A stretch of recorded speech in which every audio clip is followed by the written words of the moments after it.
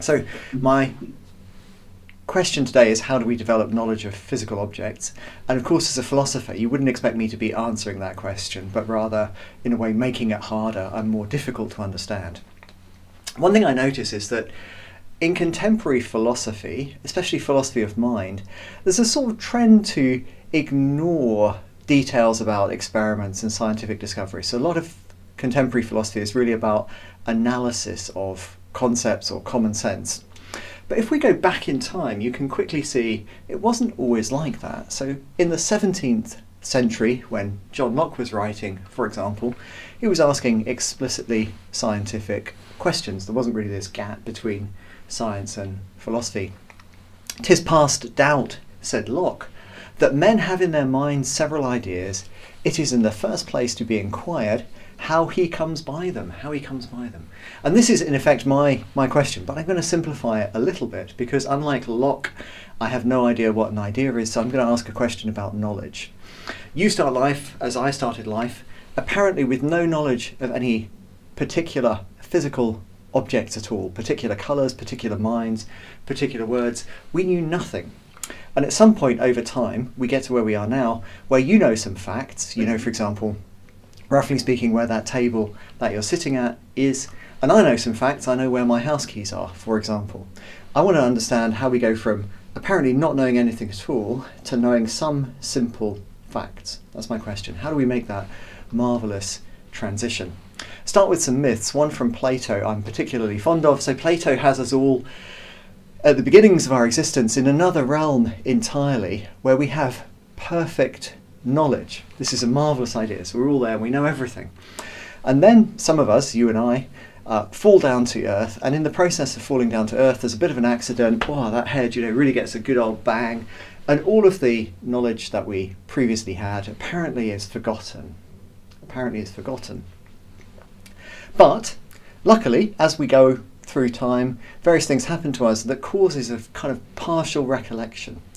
So on Plato's view, the answer to my question is simple. It's not the case that you never have knowledge at all. You appear not to know things, but actually it's all there. There isn't any process of learning or discovery. It's just a matter of remembering. And famously, many of you may already have come across this idea. Leibniz develops a version of Plato's view. The soul inherently contains the sources of various notions and doctrines, which external objects merely rouse up on suitable occasions. So there isn't really a question. The question I want to ask is, how do we get from not knowing anything to knowing something at all? And Leibniz, like Plato, is like, no, Steve, no way. It's just a matter of things rousing up what is already there. Now rationalists, empiricists, this is a big deal. I don't know if people still do this actually, but it used to be something that was very common at kind of beginning philosophy. So here's Locke taking the other side. He's the empiricist here. Men, barely by use of their natural faculties, may attain all the knowledge they have without the help of any innate impressions. Now, what interests me is that developmental scientists, broadly speaking, reject both sides of that classical debate. And this is kind of fun for me as a philosopher, because most of the philosophers haven't really taken the developmental science seriously. So here's Liz Spelke. She's going to be a big figure for us today with her colleague, and they argue that developmental science has shown that both of these views, the Leibniz-Plato thing and the Locke thing, they're both false. So this looks like it could be helpful, because that kind of Leibniz, Locke, rationalist, empiricist thing, that's been running for a while. And I think it's fair to say that philosophers have made zero progress with it. None at all. So it could be interesting to see whether or not this bold statement from Spelke is right. If we look at the developmental science, will we make some progress? So I'm going to stick to the domain of knowledge of physical objects, knowledge of simple facts about particular objects, such as where that table in front of you is, I know where my house keys are. How do we first come to acquire knowledge of particular physical objects? We go apparently from having no such knowledge to later having some. Can we learn something more about the answer to that question by studying not just the philosophers but also the developmental psychologists? And the first thing to note is what it is that very young infants can do. So these are 4 and 5 month old infants, and they have this astonishing ability to keep track of briefly occluded objects. And let me show you this by appeal to my absolutely favourite experiment on this. There are many, and this is an old one from 1992, but I think it's still good. So you're the infant, you're 4 months old, and this is the stage that you're seeing. And what you see is a hand appearing and depositing a mouse on the stage. Very simple. That's kind of interesting. You're an infant, you like to look at the mouse. Now comes up a screen, and the screen covers the mouse up entirely. So the mouse is occluded. Now comes a hand with a second mouse and places that mouse behind the screen. Hand goes away.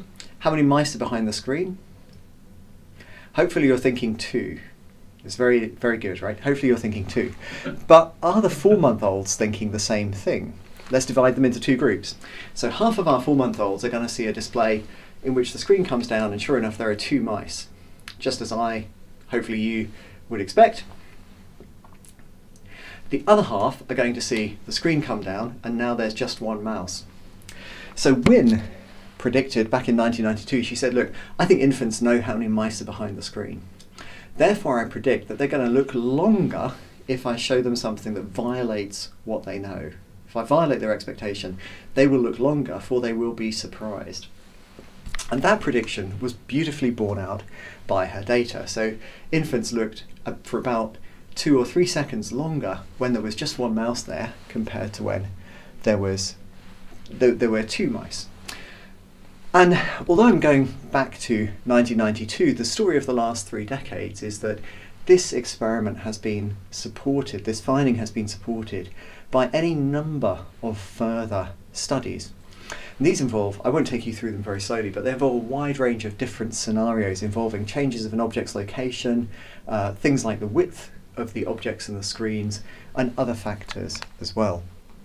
You can also use a mixture of different methods. So what I just showed you is called violation of expectations, but you can, which involves looking times but not learning. You can add a learning phase, you get habituation.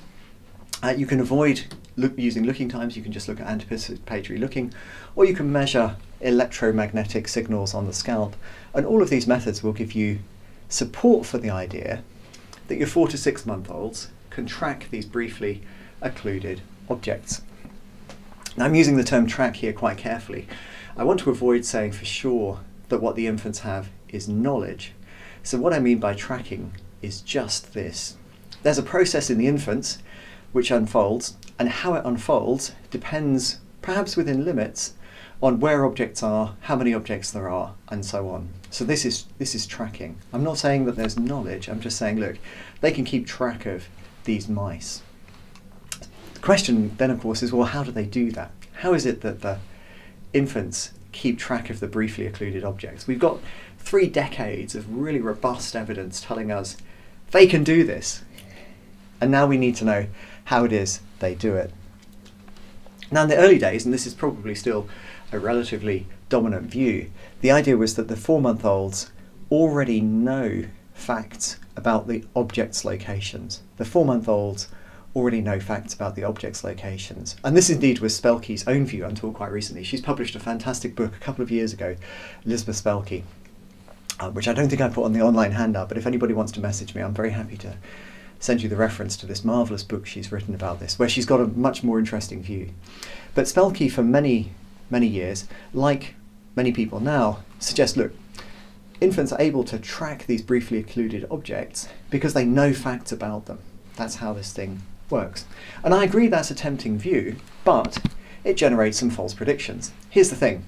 If you know where something is, you're able not just to look longer when the world appears to contradict you, but also to do any other number of things, including search for it. So I know where my keys are. That enables me to go to the location where they are if I am attempting to find them. Very simple. So knowledge is essentially the kind of thing that enables you not just to attend, look, but also to search.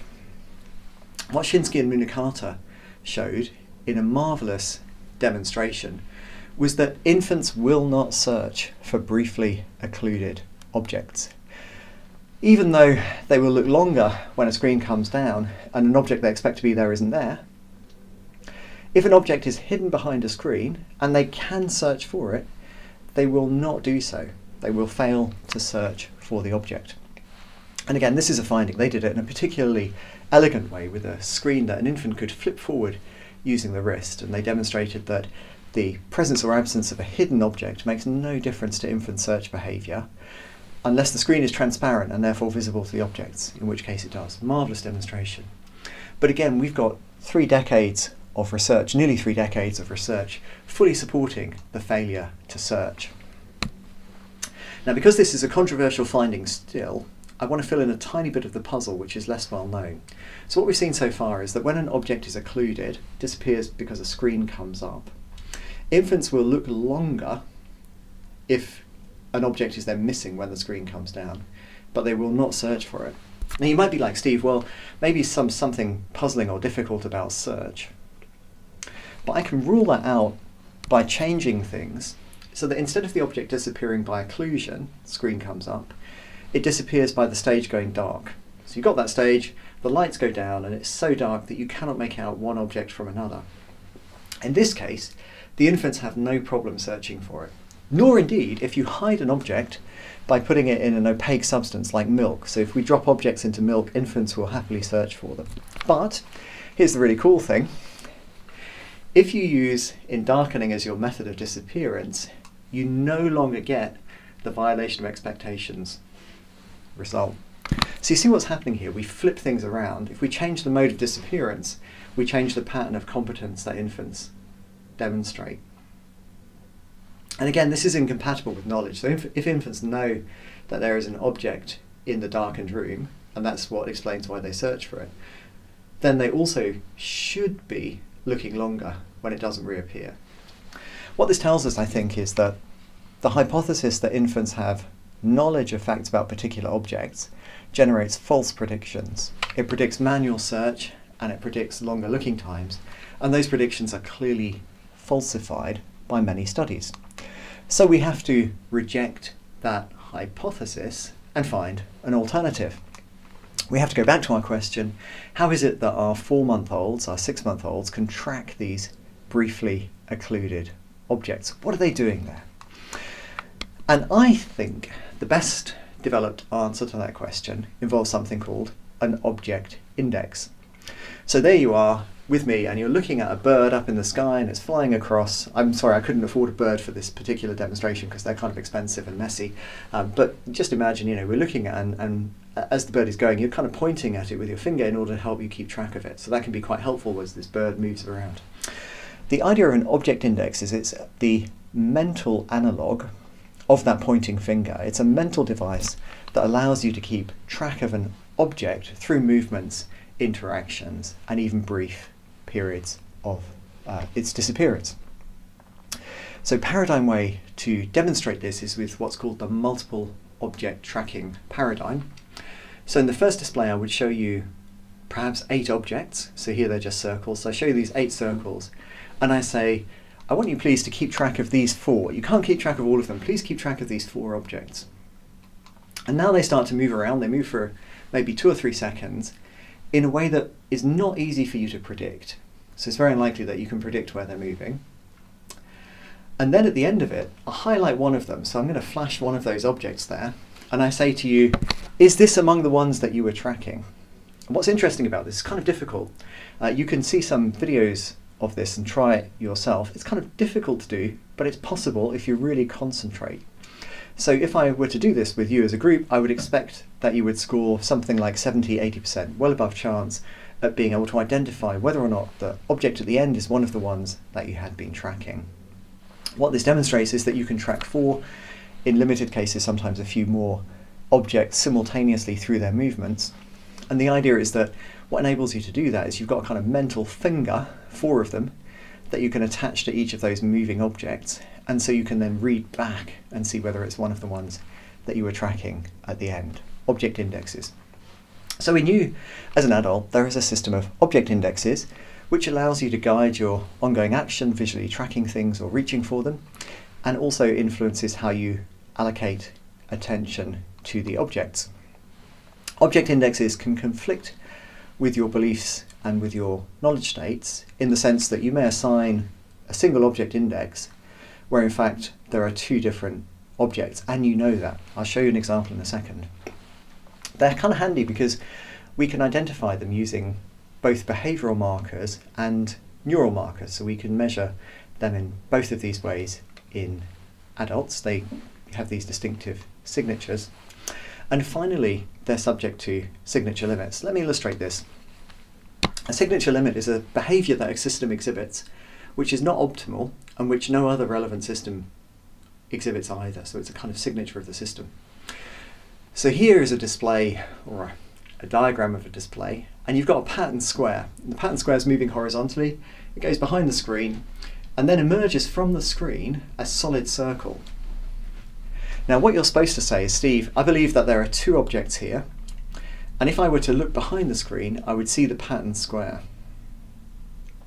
Why would you say that? Well, because the objects have clearly different features. The objects are super different features. So if you saw this display using physical objects, you should be pretty convinced that there are two objects there.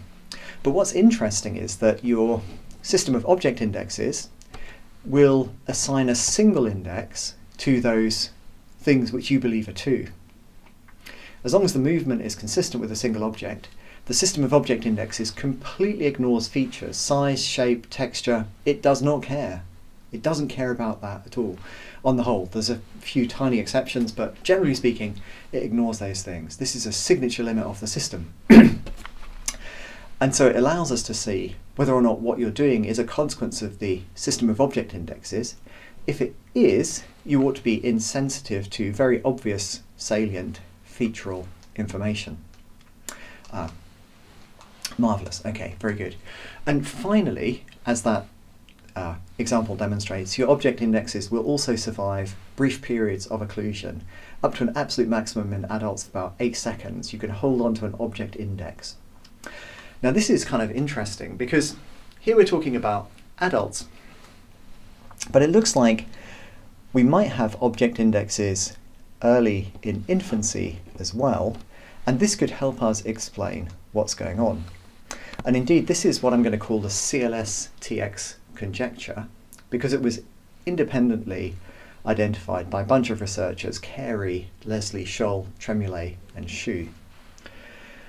The conjecture says that those 4 and 5 month olds can track briefly unperceived objects, not because they have beliefs or knowledge, but because they're consequences of the system of object indexes in infants. So that's the idea. It's not knowledge, it's object indexes. So that's a conjecture, a guess. Do we have any reasons to accept the conjecture? Yeah, we do. Lots of them, actually.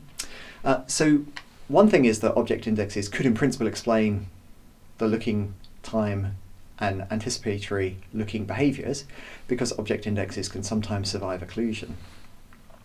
We also know that there are behavioural and neural markers of object indexes that you can find in young infants. So that's good. That indicates that the system of object indexes is operational from a very early age. Fantastic.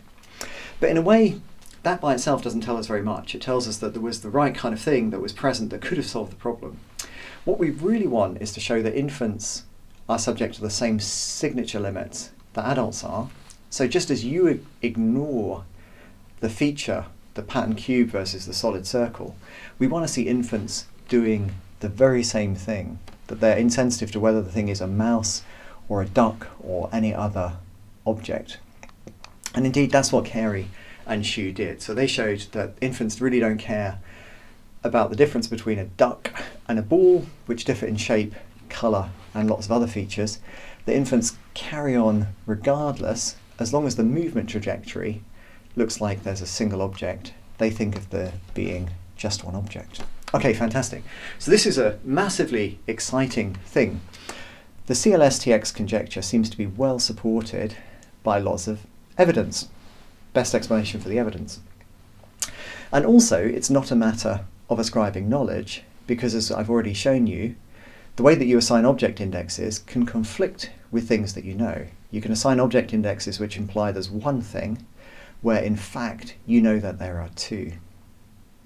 So we're not going to generate the kind of false predictions that the alternative conjecture, that infants know facts, does generate. We can say they have object indexes, but deny that they know any facts about particular objects. So it looks like we won't have to predict that they will be able to perform this kind of search behaviour. So this conjecture, infants can track briefly unperceived objects, because they have the use of a system of object indexes, that looks really good so far. But there is a complication. And to see the complication, you've got to ask, can object indexes explain performance on the mouse experiment that I started with? So let me take you through that kind of slowly. So here comes the mouse. The infants, like you, we should assign an object index to this mouse. The screen comes up, okay, but object indexes are going to persist for some little time while that screen is up, so that should be okay. Now comes a second mouse, so we assign a second object index. Great. Marvellous. Okay, and now in the key condition, the screen comes down and there's just one mouse. Now this is a problem because we had two object indexes assigned to things behind the screen, and there's only one thing that they can now be attached to. So it looks like what happens is the system of object indexes, essentially, it's going to crash. It's going to crash. It thought there were two things, actually there's only one, so it's going to have to essentially reset and start again. There's no principled way to solve this problem for it. All right, that's great. Marvellous. But we have a real difficulty here in explaining longer looking time.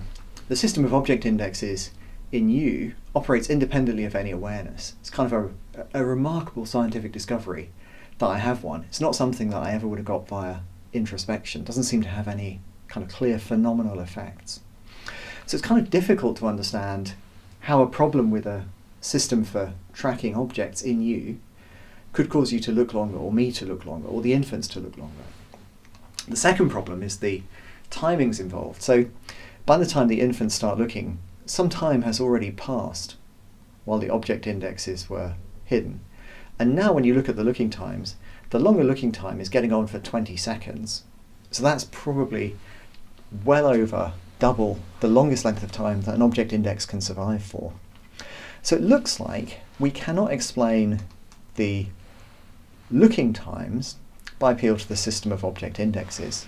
This little pattern of behaviour, I occlude an object with a screen, bring the screen back down again, and you look longer. Looks like we cannot explain that by appeal to object indexes. Now at this point, it might be tempting to give up on that conjecture altogether.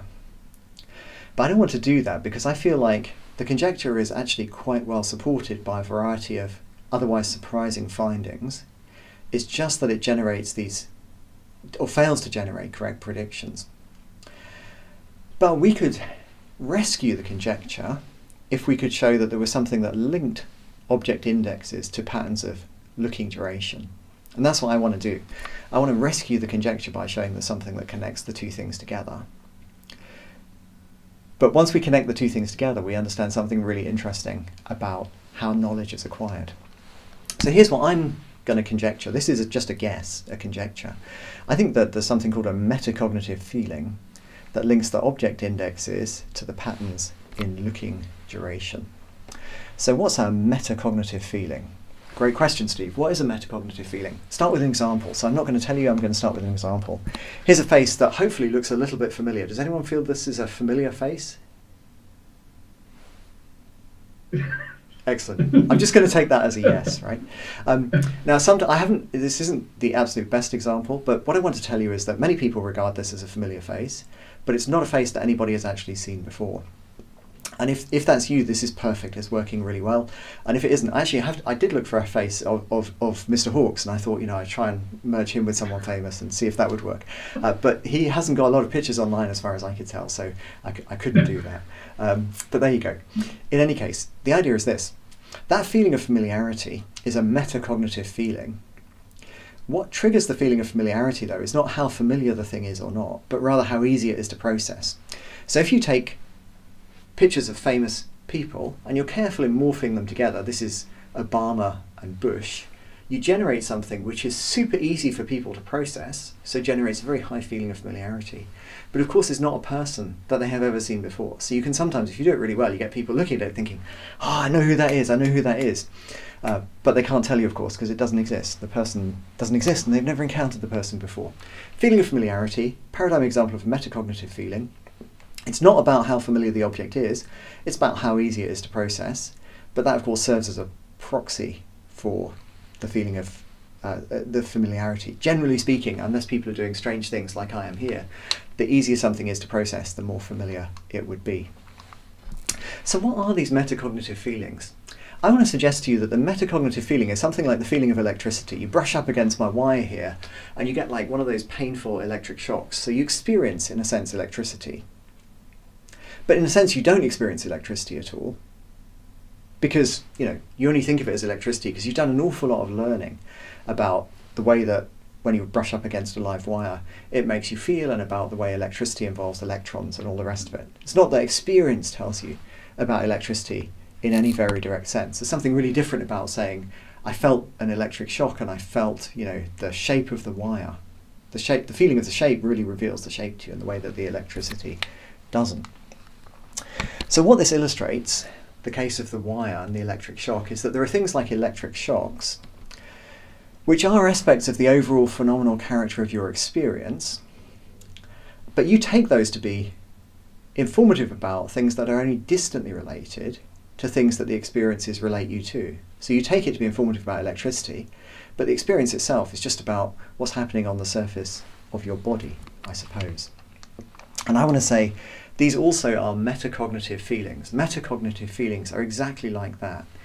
They're aspects of the overall phenomenal character of your experience. You take it to be about familiarity because you've learned something about this feeling, but what the feeling reveals to you is much less than that. It's really caused just by a smoothness in the processing, which is monitored by this metacognitive process and then gives rise to a feeling. So metacognitive feelings are super helpful because they allow you to distinguish between people who ought to be familiar and who didn't ought to be familiar in a very quick way, but they don't reveal the nature of the world to you. Now here's what I want to suggest about the mouse experiment. When that system of object indexes crashes here, there is a break in the fluency of processing. A process that was previously fluent, the indexes are assigned, now is disrupted. 2 indexes, only 1 object. That gives rise to a metacognitive feeling of surprise, or what we as adults might call a feeling of magic. Interestingly, even if you've seen this 100 times, when the screen comes down and there's just 1 mouse, it does feel a little bit magical. That magic trick still has this interesting effect on you. That's the metacognitive feeling that the infants are also experiencing. So what makes the infants look longer is not only the system of object indexes, but the metacognitive feelings. Why is this interesting? Well, partly I just care about the CLSTX conjecture, so I'm kind of keen to rescue that. But in rescuing it, I also wanted to create a problem. You see, I started right at the beginning with this question, how do you go from knowing nothing to knowing some simple facts about particular physical objects? And if what you have at the beginning is a system of object indexes, which is independent of knowledge, doesn't involve knowledge at all, and is independent of any kind of awareness that you have of it, and only influences you by giving rise to these metacognitive feelings, well then there's this really interesting and enormous gap between the object indexes and your knowledge of objects. We've got to see the process of development as a process of rediscovery. That's to say, the system of object indexes, that involves plenty of information about particular objects, and also reflects general principles about how objects move and interact with each other. But none of that information is available to you in any kind of direct way at all. So when it comes to gaining knowledge of objects, whatever that involves, it involves a process of rediscovering from the outside things which in some interesting sense are already contained in systems in you. Development is a process of rediscovery. So here I am in conclusion. I agree. I think Spelke is exactly right. The rationalists, like Leibniz, are wrong because the system of object indexes and other things which are plausibly innate or inherently contained in the soul, these are nothing like notions and doctrines, and the process of shifting from those to knowledge is nothing like something just being roused up, but involves a much more difficult thing to understand, a process of rediscovery. But Locke is also wrong because it's not true that your natural faculties alone enable you, just with experience, to gain knowledge. Without that system of object indexes, it would be very unlikely that you could attempt to lock onto physical objects at all. Without those metacognitive feelings, you would be missing the vital clues to the nature of the world around you. And so it looks like Locke's view is wrong as well. Spelke was right. Rationalists and empiricists, they're both wrong. When we look carefully at what's happening in developmental science, we discover that we have a new, more complicated problem about the origins of knowledge. The problem is that we have a system of object indexes that reflects lots of principles about how objects interact and involves information about particular physical objects. But that system is isolated from your ability to think, know, believe, and the rest. It has very limited effects in enabling you to allocate attention, to track objects visually, and to guide your ongoing movements. Those are the only things that it can do, apart from also, crucially, giving rise to these metacognitive feelings. And those metacognitive feelings are the basic clue that enables you later, perhaps, to rediscover, now as knowledge, all of those principles that are there in you from 4 months of age and probably from birth. Thank you very much.